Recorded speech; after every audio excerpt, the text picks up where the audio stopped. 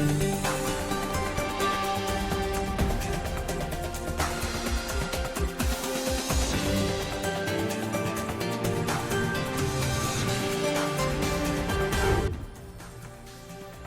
today's World Insight, the COP15 Biodiversity Conference gets underway in Kunming. Can world leaders set some tangible goals to stem biodiversity loss? And with COP15 in progress, will cooperation on tackling climate change and biodiversity degradation become common ground for China-U.S. ties? We talked to Susan Thornton, a former State Department official, to find out. What is this competition? What does it mean to be able to collaborate within that? And how are we going to manage those areas where we do have differences? They are the web of life we depend on. We are only part of them. Common goals need to be set. Solutions need to be carried out for the biodiversity of the earth and for you and me. I'm in China's spring city, Kunming, known for its mild weather and rich natural habitat. Bring you all the latest on COP15. Hello and welcome to On-Site at COP15 World Insight Special. I'm Tian Wei, here in Kunming. This week, I'll be here in this city known as China's Spring City, bringing you all the latest from the ongoing UN Biodiversity Conference, attended by delegations from all over the world, both online and in person. COP15 starts Monday, and here's the latest we wrapped up for you from the just concluded opening ceremony. Once a polluted lake, it is now a showcase of the strong determination to protect the environment. Strolling along the Dianchi Lake in the city of Kunming, one could hardly imagine 10 years ago the lake water was green and stinking. But these pictures do speak for themselves.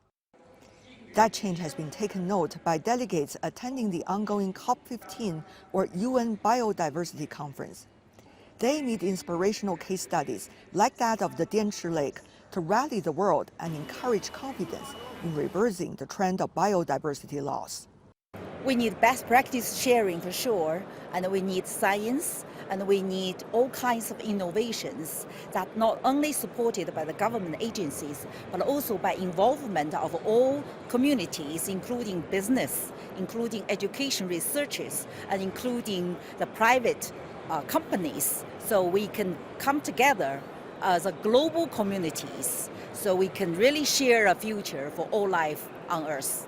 Since the dawn of the Industrial Revolution, humans have viewed nature as a source to extract raw materials, energy, minerals, timber, you name it. In the last 50 years, though, wildlife populations have on average declined by 60%. Around 1 million animal and plant species, almost a quarter of the global total, are threatened with extinction.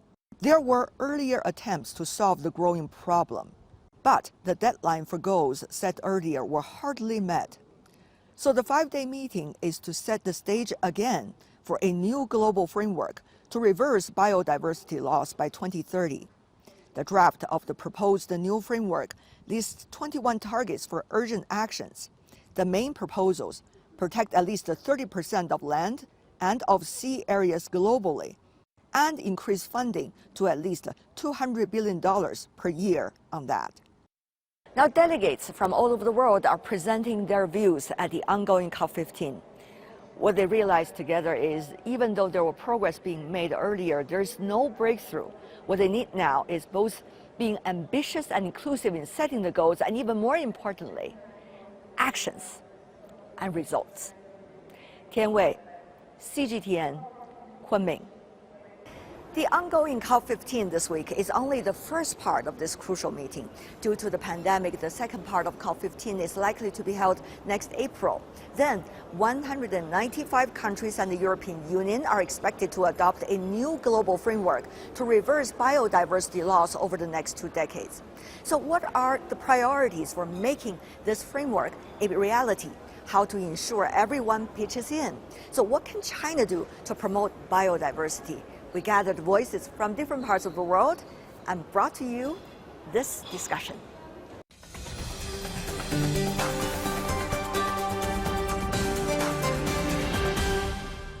For more on the conference on biodiversity, joining us in Washington, D.C., Wu Changhua, China Director of the Office of Jeremy Rifkin. In Tucson, John Waynes, who is a professor at the Department of Ecology and Evolutionary Biology with the University of Arizona.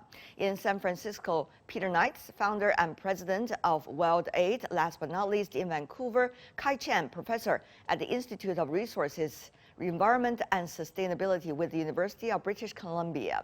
Ladies and gentlemen, what a pleasure to see all of you. We are gathered together for some very important topics about the latest situation on the global debate on biodiversity.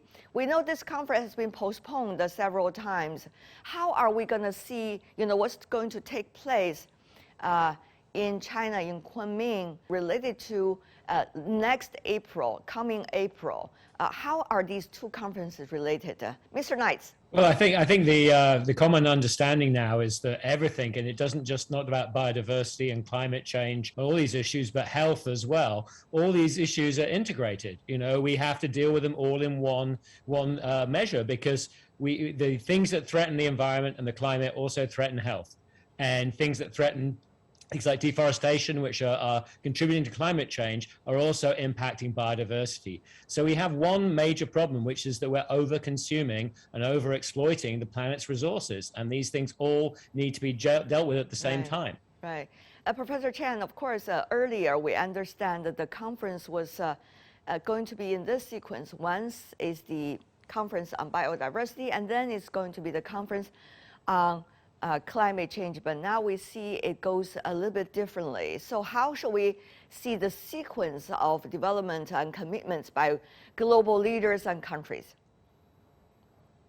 Well, hopefully they'll go to the climate COP and they'll get into a spirit of collaboration, and then they'll take that on with them to the biodiversity COP and actually really get to work on some global agreements about how we can confront these crises. As Peter said, that we've been dallying, really. We haven't been taking the kind of action that we need on either front, and it's time to get really started at that with some agreements that have some teeth.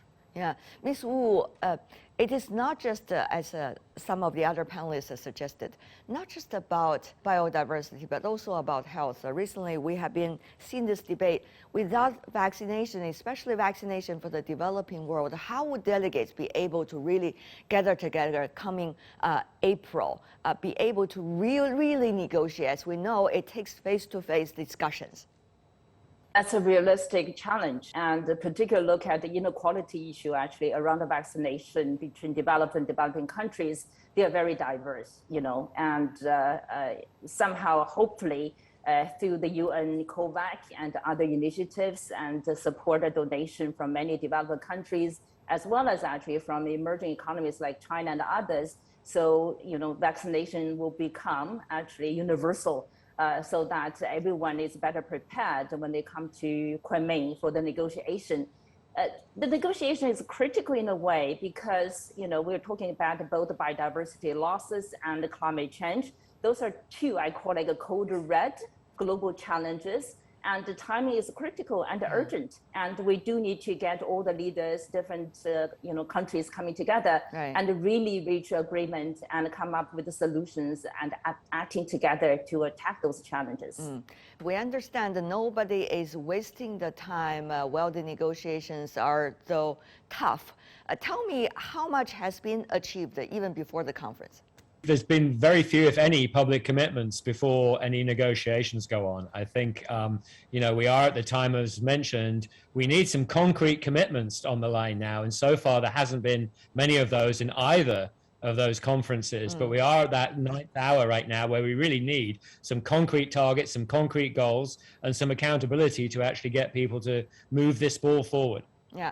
What are some of the specific... Can I jump in here? Please. I think for COP15 in particular, there has been a very significant effort globally. China is the presidency of the COP, so Chinese government has making tremendous efforts of coordination and putting all the countries together. So there are three specific targets on the table that the process has been organized around. One, of course, is we call like a halt, or stop the loss of nature and biodiversity. and by 2030, and then by 2050, somehow we'll be able to recover and reach this sort of harmony between man and nature. That's the number one goal. The second one is around the sustainable use of biodiversity, right? According to, including indigenous resources, genetic materials, stuff like that. And the third actually is really around the fairness, equity, around the use, right? Not only sustainable, we have to ensure the equality and the fairness issues there. So globally so far, I think there were a few highlights still, until the agreement is reached at the very end next April, we don't know yet. But throughout this process, there are some very positive, encouraging signs actually, or signposts there. This one particular around, 30% by 2030 is around like 30% of land and 30% of ocean to be preserved or protected leading up to 2030. Of course, the number will definitely go up leading up 2050. If you look at the U.S., even the U.S. President Biden has committed, actually, at least from White House perspective, committed to this target. There are many more other countries moving towards that direction. I think China is pretty much on board as well.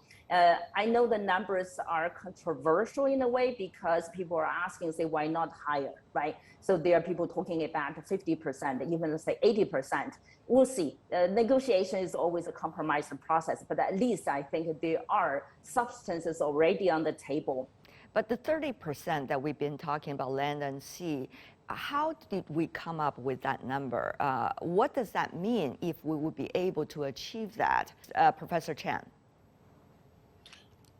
Yeah, I mean, there are a number of different areas of evidence that point to the 30%, but the truth is that there are also pieces of evidence that suggest that it should be higher, and that in a sense, the number itself is not what really matters, because what really matters is that outside of the protected areas, we are also managing biodiversity in a sustainable way, right? Until we have that, even half is not enough, because protected areas are not actually islands. They are subjected to forces that come from outside. So it's going to take, in a sense, a whole Earth approach, not just a half Earth or a 30% of the Earth approach. That's true. What about from your perspective, Professor Waynes? So going with what Kai just said, the problem with the climate change is that you can protect an area, right? You can make it a reserve or a national park, but that's not going to protect it from climate change, right? And so you could lose all the species in that park because of climate change. So that's why it has to be this whole, just as he was just saying, it has to be this whole very holistic view, and part of it is preserving the land, preserving the sea, but also it has to be stopping and or reversing climate change. Otherwise, the parks could be, have just very limited biodiversity, only a fraction of what they should have. There's a lot of talk about make sure it is going to be a whole society and whole government approach. But how far are we really, ladies and gentlemen, from there, Ms. Wu? Well, I think definitely progress is on the ground already, and the distance remains far. If you look at the China practice, China today actually has about 25% of its land under some sort of a red line, ecological red line sort of regulation. And then, of course, if you look at the U.S. and other parts of the world, historically, we do have sort of national parks, there's all kinds of reserves, stuff like that. So there are foundations or bases like that in reality. But obviously, the crisis we're in today tells us it's not adequate, and maybe something actually fundamentally need to be reconsidered. In order to protect biodiversity, it's not just some species, right, and put them on the endangered list and then do certain things to protect them. But rather, nature is a whole system. We call it ecosystems there. They are pretty much interlinked with each other. So back to the issue about this 30%, I don't think it's a totally science, solid one, but somehow it's a reference.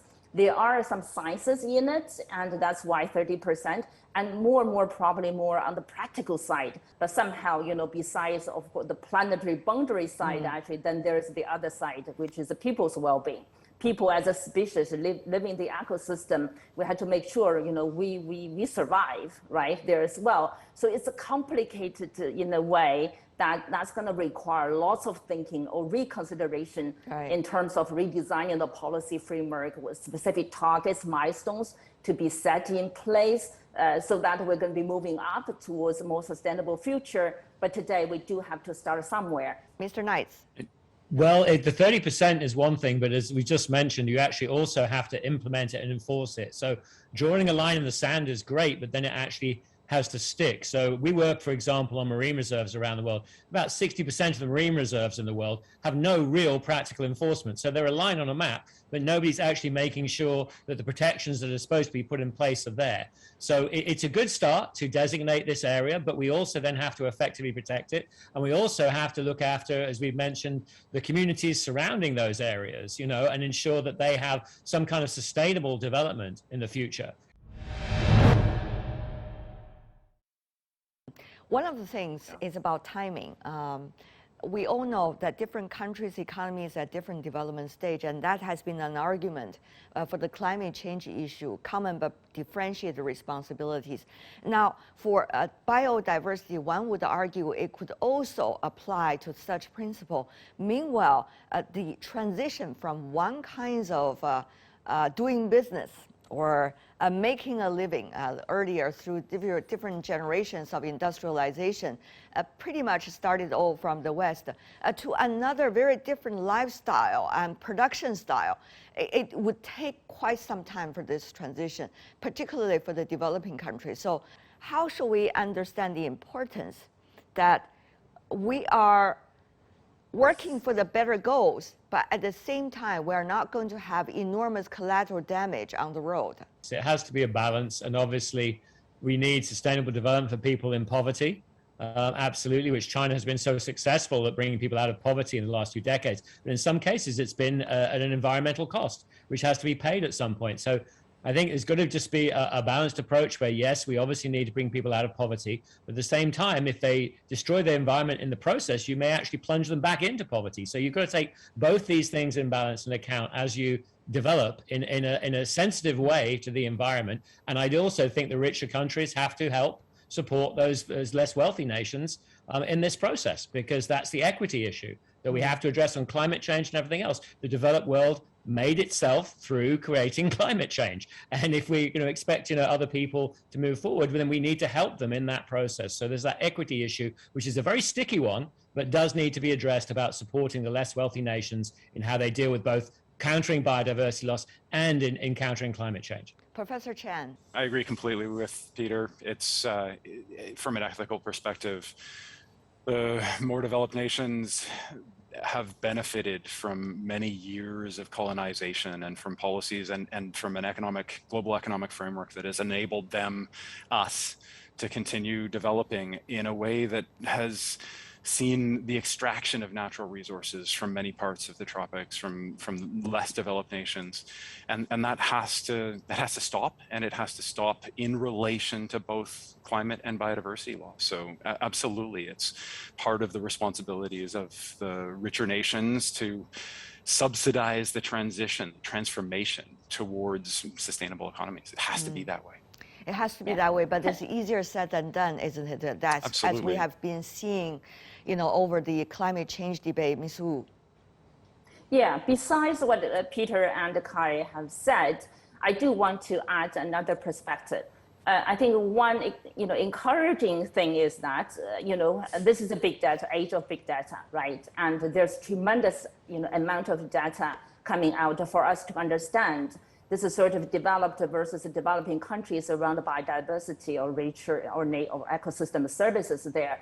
And so now we know better than ever in terms of the whys, the root causes there. If you look at the deforestation, right, and particularly Amazon, that's one particular example, and who are the major drivers, players on that? Largest multinational companies, right? And you have companies in the soybeans, in the agricultural sectors, food, timber products besides that, and also mining there, of course.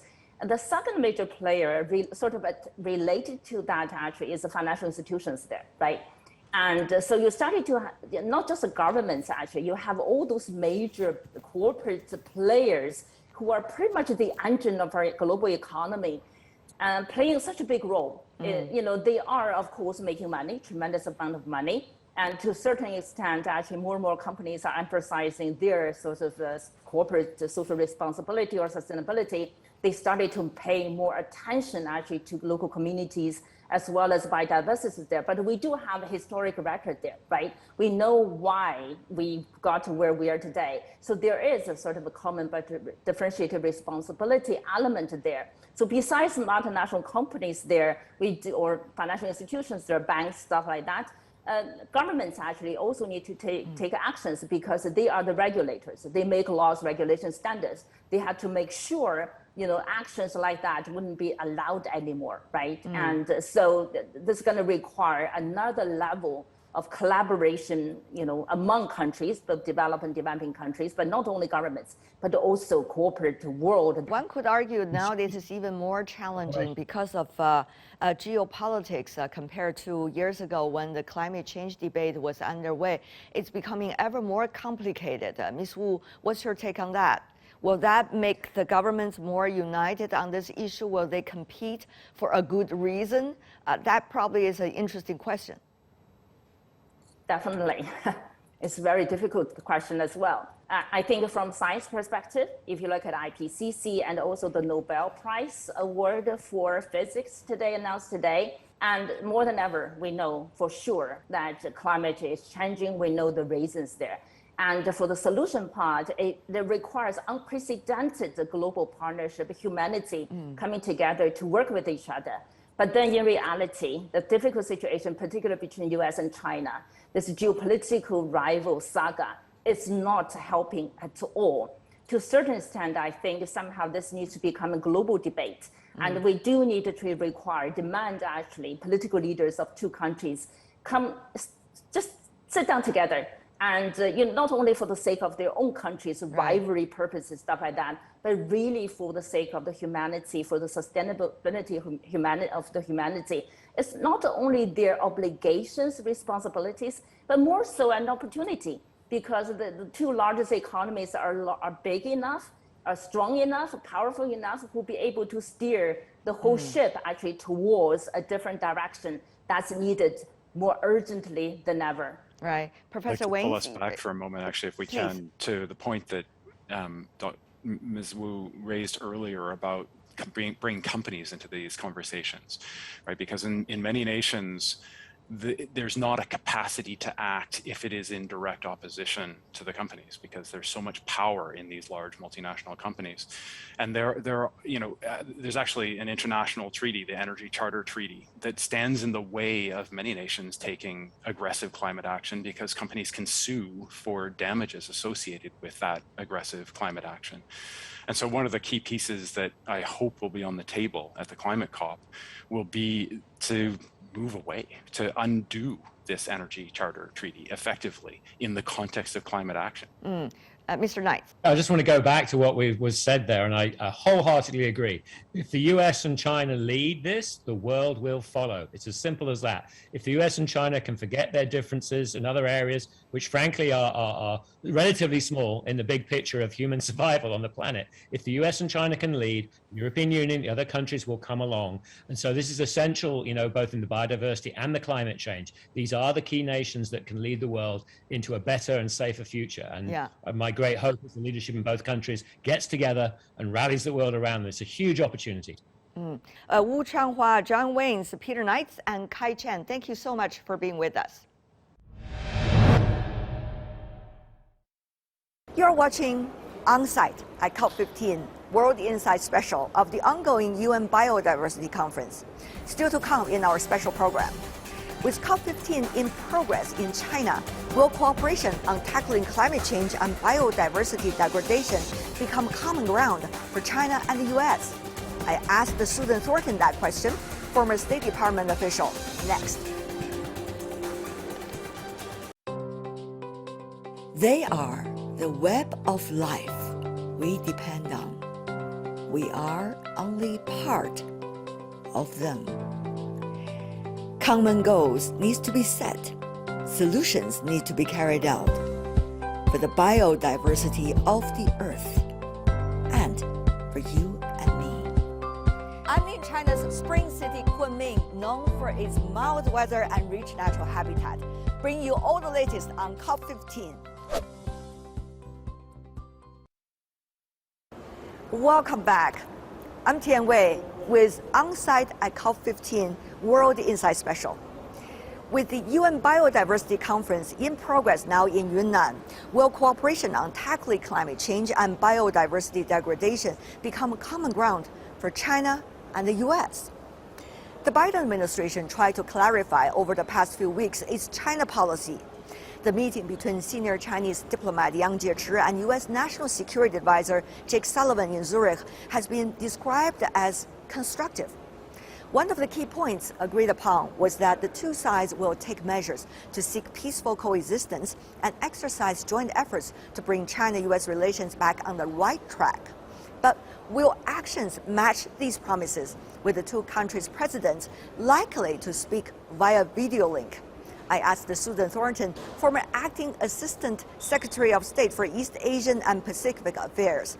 Our conversation starts from preventing further biodiversity degradation and climate change. As you know, the COP15 is beginning on Monday. So it is really a global challenge. How do you see the prospect that China and U.S. could work on this together? Well, U.S. and China had so much cooperation on environmental issues during previous administrations. And with not only the COP15 in Kunming on biodiversity, but also the COP26 coming up in Scotland on the climate change issue, I think there's a lot of scope for cooperation, and absolutely the U.S. and China have to work together. This is the most urgent thing that we face after we get through the pandemic. And I think we really owe it to our younger generations to focus on this topic. Tianwei, you're in Kunming, and I watched recently this documentary about the elephants that made their way all through Kunming from Xishuangbanna through various cities and towns, and how the people looked after them and how they came into villages. It was really heartwarming to see that, but it's incredible that that kind of biodiversity still exists, and we need to keep that and preserve it. I was earlier talking with you, Susan, because you served in Chengdu, in southwest part of China for the United States when you were working for the State Department. And you know this place, Dianshi Lake, for example, once very polluted, but now the photo I sent to you is much cleaner. Yes, when I was working in Chengdu, and that was in the early 2000s, we went to visit Tianchi Lake, but at that time you couldn't get near it, you couldn't swim in it, and nobody could go use the water because it was so polluted with so many toxins. And it's amazing that it's been so cleaned up that now it's another recreational spot, very beautiful. And I think this is the kind of thing that we should be working on together. But how realistic is it, Susan? I mean, China and the U.S. with the geopolitics. We will get there. I think the Biden administration is having to take its time to formulate its China strategy and policy. We saw initial phone calls and conversations between counterparts. We saw Catherine Tai, the U.S. Trade Representative, made a speech last week about China policy. We saw Jake Sullivan meeting, of course, with Yang Jiechi in Switzerland. And I think we will see a summit meeting, or at least a virtual summit meeting between the two leaders before the end of the year. It's certainly high time that that meeting should happen, I think. I mean, one of the things I see being revealed is a tension in the U.S. policy between this notion of stiff competition or strategic competition, how that makes room for constructive cooperation on all of the various areas where we need to work together and where we should be working together. I noticed in the Switzerland meeting that the Chinese side was not willing to accede to the description of the U.S.-China relationship to be one of competition only. And I think that is where we sort of still need to work out, what is this competition? What does it mean to be able to collaborate within that? And how are we going to manage those areas where we do have differences? This has been a problem, frankly, Tianwei, in US-China relations from the beginning. So I don't really see that there's that much new in the architecture of the relationship. It's more that, we have to sort of relearn those habits of how to do these various things simultaneously and not get off track. And I think we'll get there. It's just taking a lot of time. But Susan, some wonder from this part of the world whether the recent goodwill gesture, quote unquote, coming from Washington with the latest meeting of high-level officials implementing early September presidential exchanges are only technical gestures rather than strategic transition. Some suggest whether that is due to all the latest chaos in Washington and its inability, for example, on some international issues such as Afghanistan. Well, I do think that the relationship between the two countries is changing, and it has frankly been changing for probably about a decade, as China's relative weight in the international system has been growing, as it's experiencing its own pains with reform and opening up and making changes and dealing with domestic problems. And of course, the US on its side is also having the same kinds of challenges on managing policy at home, figuring out how to stimulate the economy, et cetera. And so I think it makes sense to me that between the two sort of domestically challenged governments, and also with the changing in power in the international system, that it's going to take some time to sort out kind of a new habit of how we work together and where we compete and how we do that constructively. And so I think, the Trump administration, in my view, frankly, interrupted this process, which we had basically started under the Obama administration. And I think, in my view, used the strategic and economic dialogue to good effect to try to sort out where all these areas were, where we can work together, where we're competing, and how we're going to manage frictions and conflicts. And so, we didn't really have much communication during the Trump administration. Now we've got to figure out how to restart it in an even more difficult environment in both of our countries. That is a great point, Susan. And in other words, are you suggesting, with your earlier experience with the Obama administration serving in the State Department, that there's very likely a similar mechanism, even though maybe not the same name, but similar mechanism of exchanges, kind of dialogue between China and the United States from now on? Yeah, I do think that there needs to be a lot more communication between the US and China. And I think we are slowly ramping that up. We've seen a meeting between the two militaries already at lower levels. That was a regular dialogue that was canceled under the Trump administration. So hopefully, a lot of people have been talking about the need to have our two militaries maintain communications. And that is very important to try to make sure that we are signaling correctly and not misunderstanding those especially important signals that are sent. So I think we'll slowly see things ramp up. I think we can expect a meeting between Catherine Tai, the US Trade Representative, and her counterpart, Liu He, in the near future to talk about trade issues. And once some of these mechanisms get restarted, maybe we'll see them spawning additional kind of technical meetings to try to make progress in a lot of areas that we need to delve into and try to make progress on at this point. But if you look at the timeline and the time frame now, the current administration in Washington has could be quite limited with the midterm election coming up, and and also still a lot of domestic issues that are struggling every day. How do you see this timeline and their ability to do that? Yeah, I think we can have workman-like discussions between the US and China without them being a political football in the media. If we keep them focused on the issues that we're trying to work on, and don't make everything about an announcement in the media.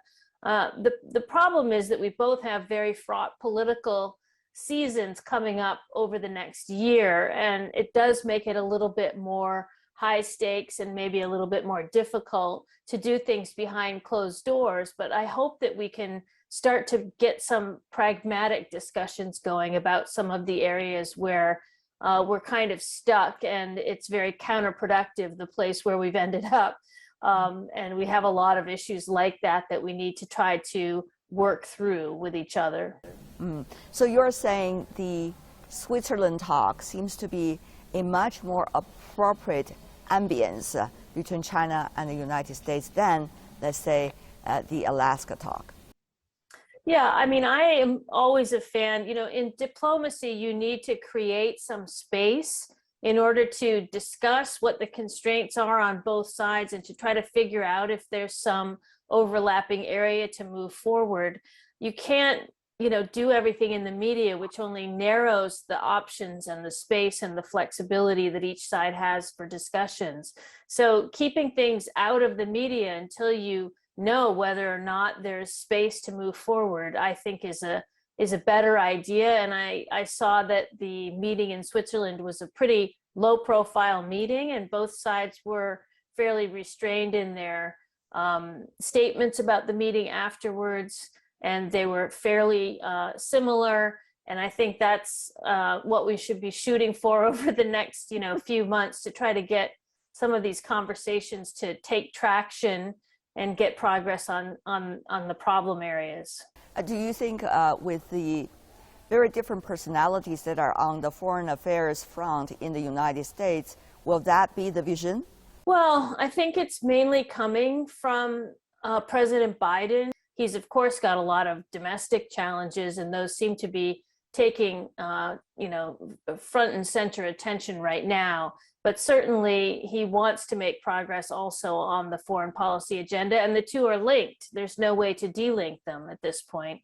So I think, he'll set the tone, and I think we saw the phone call between President Biden and President Xi because he wanted to get personally involved and make sure things that were happening in the relationship were set from the very top. And I think we'll continue to see him be very involved. How do you see the possible meeting between the two presidents, hopefully before the end of the year, virtually, will likely to deal with? Well, I think it will deal with both, sort of the strategic nature of the relationship, try to figure out, how we can give a framework to U.S.-China relations that allows for us to do all the things we need to do together, and also sends a signal to the broader global community that the U.S. and China are going to make sure that we can get along, that we're not going to head towards some dead-end road or some catastrophe. Because I think people in other countries are counting on us to be able to come together and do practical things that serve sort of the global system and also serve, our own countries. So I think that will be one thing. I think they'll certainly look at some of these transnational issues and try to see how we can collaborate more effectively or at all, since in some of these areas we haven't been doing very well. But I think also they're going to try to map out how we can set up some mechanisms to make sure that we're getting signals and sending signals that are being received accurately, so that we don't make mistakes and miscalculations. Those have happened a few times along the way in the U.S.-China relationship. And with the kinds of weapons that we have out there today and the kind of tensions in the relationship, something like that could be really dangerous, I think, right now. And finally, about the global issue, I want to come back to what we touched on earlier. The COP15 is supposed to design goals of biodiversity for the world beyond 2030. As you know, Susan, earlier there were enormous failure about meeting some of the earlier targets. So how do you see China and the U.S. in real essence can be cooperating on these topics? Well, it's so interesting on issues like environmental ones, where the US has a very much bottom-up system and China has a top-down system. So to some extent, China can take a lot of executive actions that can have kind of sweeping effects pretty quickly. And the US needs to use sort of bottom-up pressure to get the government to, move out and do some of the policy things that can accompany some of the things that the private sector is doing to make adjustments. But I think, the US and China cooperated very effectively on limiting some things like wildlife trafficking and setting out new conservation zones in the oceans and in other places around the world in the past. And I think we can try to do things like that again. Those are the kinds of things that take, leadership and vision in the international community to try to sort of lead other countries to agree, for example, to set aside an area where some countries might like to go fishing. So, some people are not going to be that supportive, and it takes, the kind of leadership that the US and China working together can provide to bring other countries around on some of these things. I mean, I think it is going to be very difficult. The kinds of changes we need to really try to slow down climate change are absolutely huge investments and wrenching changes in all of our societies. Rebuilding building systems and energy grids and transportation networks. I mean, the most fundamental things in our economy. So these are huge changes, and we are already behind, and we really need to move out quickly with big commitments. And I know that, there's this differentiation between developing countries and developed countries, and everybody's worried about the fairness. But, at the end of the day, fairness isn't really going to matter if we're all facing, incredible heat waves, terrible weather, and struggling even for the survival of species on the planet. So I hope we'll all be super ambitious for these upcoming, conferences. And I hope that US and China will work together to put forward a really kind of forward-looking vision and not this kind of backward-looking tug of war we've gotten ourselves into. We'll see how countries are handling that, particularly China, United States, whether they're going to show great examples for the others. I know, though, Susan, you are personally showing great examples by running your own organic farm in Maine.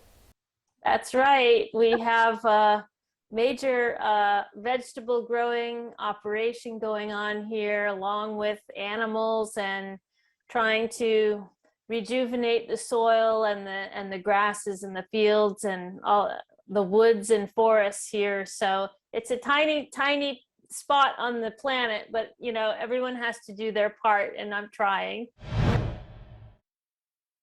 That's my in-depth interview with Susan Thornton, former State Department official, on possible cooperation between China and the United States on biodiversity and climate change. That's all the time we have for this edition of On-Site at COP15 World Insight Special from Kunming. I'm Tian Wei on behalf of my teams here in Kunming and back in Beijing. Thanks for watching, and I'll see you tomorrow.